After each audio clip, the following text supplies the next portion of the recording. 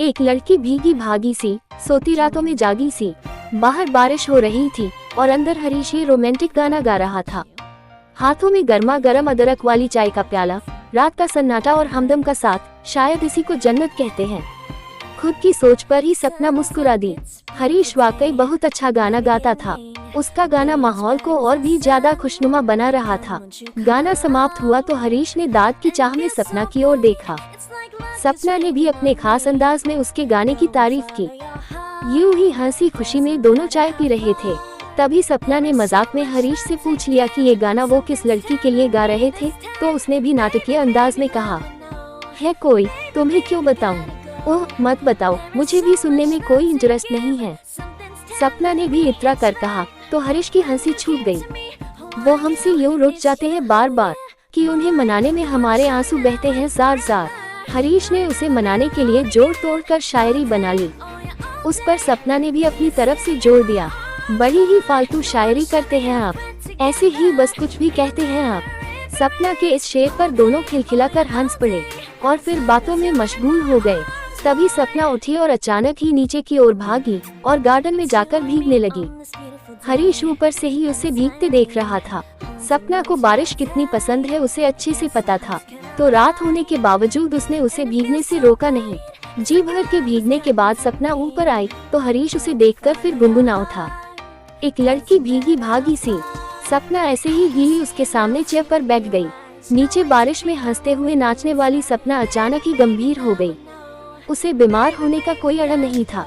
हरीश ने उसे कपड़े बदलने को कहा तो वो बोली, हरीश अब तुम जब तक मुझे उस लड़की के बारे में नहीं बताते, मैं ऐसे ही सारी रात यहाँ गीली की गीली बैठी रहूंगी। मैं अगर बीमार पड़ गई तो याद रखना इसके भी जिम्मेदार तुम ही होंगे। ये बात सपना सीरियसली बोल रही थी। हरीश सपना के उसके प्रति पागलपन से अच्छी तरह वाकिफ था। सपना को समझाने की गरज से उसने कहा, सपना मैंने तो मजाक में कहा था जान, तुम्हें चिढ़ाने के लिए मैंने ऐसा कहा था, वरना तुम तो मुझे बचपन से जानती हो। मेरी जिंदगी में अब कोई नहीं है और नहीं कभी होगा। तुम आज फिर से बहक रही हो। मैं बहक रही हूँ? मैं क्या, मैंने तुम्हें रंगे हाथों नहीं पकड़ा था? रूही के साथ बोलो। अल्पविराम। सपना और हरीश बचपन के दोस्त थे। कॉलेज में उन दोनों की दोस्ती रूही के साथ हुई और वो भी उनकी बेस्ट फ्रेंड बन गई। हरीश और रूही एक दूसरे को चाहने लगे थे। सपना ये बात जानती थी। हरीश सपना को बस अपना बेस्ट फ्रेंड ही समझता था, मगर सपना उसे बचपन से प्यार करती थी और उसके साथ ही शादी करना चाहती थी। सपना हरीश के प्रति पागलपन की हद तक पजेसिव थी। वो हरीश को कभी किसी लड़की के साथ नहीं देख सकती थी। रूही के साथ भी हरीश अगर ज्यादा बात कर लेता था तो वो बिदक जाती थी और 2-3 दिन तक उनके साथ बात नहीं करती थी।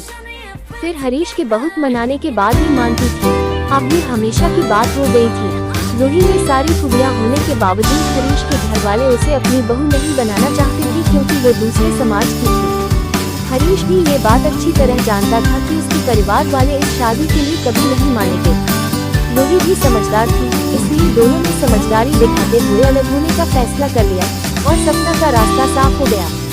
उसने साम दाम दंड से हरीश से शादी रचा ली। शादी के बाद भी सपना का यही हाल था। वो बात बात पर हरीश पर शक करके उसे परेशान करती रहती थी। हालांकि वो हरीश का बेहद ध्यान ही रखती थी। उसके मुंह से निकलने के पहले ही सपना हर बात समझ जाती थी। हरीश की छोटी से छोटी जरूरतों के लिए सपना पर ही निर्भर था। सपना ने घर भी बड़े ही अच्छी तरीके से संभाला हुआ था। ऐसी ही जिंदगी चल रही थी कि एक दिन हरीश को रूही का फोन आता है। वो उससे मिलना चाहती थी। ये एक फोन हरीश और सपना की जिंदगी में तूफान खड़ा कर देता है। हरीश और रूही एक रेस्टोरेंट में मिलने का तय करते हैं। सपना के स्वभाव को देखते हुए दोनों सपना को कुछ भी नहीं बताते, मगर सपना ने किसी तरह दोनों की बात सुन ली थी, पर उसने हरीश पर ये जाहिर नहीं होने दिया। दूसरे दिन तेज बारिश हो रही थी। रविवार का दिन था, सो हरीश बहुत बहाने बनाकर घर से निकला था रूही से मिलने। उसके पीछे पीछे सपना भी निकल पड़ी। हरीश रूही के टेबल तक पहुंचता है और बारिश की वजह से थोड़ी गीली हो चुकी रूही को देखकर धीरे से गाता है, एक लड़की भीगी भागी सी। तब तक सपना लपक कर वहां पहुंच जाती है और तमाशा खड़ा कर देती है। रूही और हरीश दोनों ही के लिए ये बहुत ही अनएक्सपेक्टेड था। रूही अपमान की आग में झुलसती हुई वहां से निकलने की कोशिश करती है तो सपना उसे थप्पड़ जड़ देती है। अब हरीश का भी संयम जवाब दे जाता है और वो भी सपना को थप्पड़ मारा देता है। सपना भुना भुनाती हुई वहाँ से चली जाती है। रूही भी बिना कुछ कहे वहाँ से निकल जाती है। घर जाने की बजाय हरीश अपने फ्रेंड के घर चला जाता है और यहाँ घर पर सपना खतरनाक कदम उठा चुकी थी। हरीश, बोलो, कुछ है कुछ तुम्हारे पास बोलने के लिए? सपना की तेज आवाज से हरीश भूतकाल से निकलकर वर्तमान में आ जाता है। मैंने तुम्हें तब भी समझाया था सपना, और आज भी वही बात कहूँगा कि तुम्हें बहुत बड़ी गलतफहमी हो गई थी। हम दोनों के बीच संबंध कब के खत्म हो चुके थे। वो सिर्फ एक फ्रेंडली मुलाकात थी। सिर्फ तुम्हारे सवालों से और पागलपन से बचने के लिए हमने तुम्हें नहीं बताया था। हर साल जब भी बरसात होती है तुम ये हरकत जरूर करती हो सपना। अब बस भी करो यार, 3 साल हो गए हैं इस बात को। अब मैं तंग आ गया हूँ तुमसे, हरीश ने कहा। मुझसे तंग आ गए हो ना, तो लो मैं जा रही हूँ, और इस बार तो पक्का कभी भी नहीं आऊँगा दोबारा, देखना। तुम बोला बोला कर थक जाओगे, पर मैं नहीं आऊँगी, सपना ने गुस्से से कहा। तो जाओ ना, किसने रोका है? हर बार यही कहती हो और फिर वापस आ जाती हो।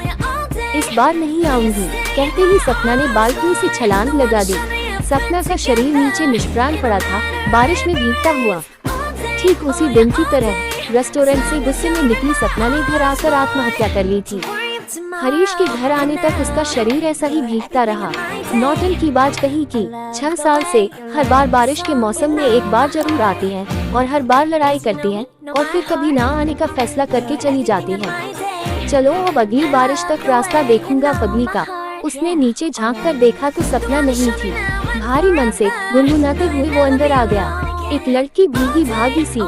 दोस्तों, आपको ये न्यू स्टोरी ऑफ लव कैसी लगी हमें कमेंट करके जरूर बताएं और इस कहानी को फेसबुक, व्हाट्सएप पर शेयर कर दें। ऐसी ही और प्रेम कहानी और स्टोरी पढ़ने के लिए सब्सक्राइब करना न भूलें। धन्यवाद।